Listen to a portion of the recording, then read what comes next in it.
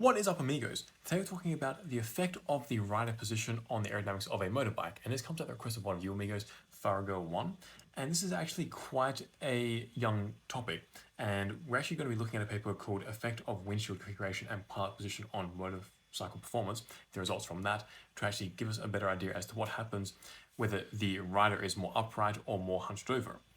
So to begin with, this is a fairly normal race bike or sporting bike. So what is the difference between if the rider was more upright like this? Should he really be happy being upright, or should he be more curved over, and then would he be happier? Whoops, I drew the face wrong. Anyway, should he be more happy if he was more hunched over? Well, to begin with, the drag coefficient itself doesn't actually change that much if the rider is more upright or more bent over, believe it or not. The drag coefficient they found in this paper hovered around about 1.1, regardless of whether it was hunched over or upright.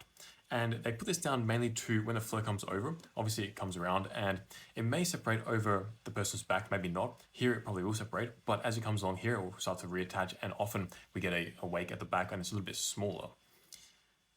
Now, in terms of the drag though, this is a different story. The drag coefficient stays pretty much constant. The drag coefficient does change, it changes because now we have a greater frontal area if you are sitting more upright.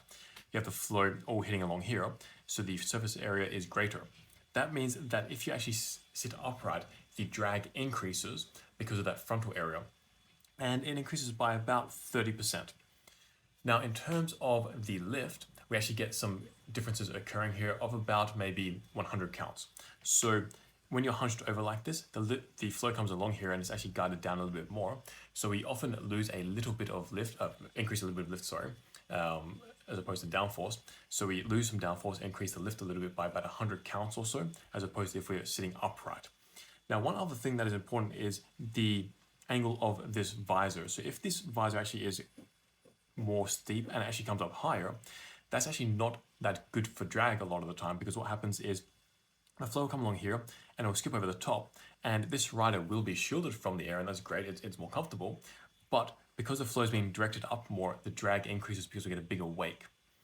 Often that will also result in a bit more downforce, which is good, but the drag penalty is a lot greater. So incorporating the actual rider with the windshield and optimizing both of them together results in the lowest drag, and if you don't do that, usually the windshield being bigger actually increases the drag a lot, and the drag coefficient as well, surprisingly.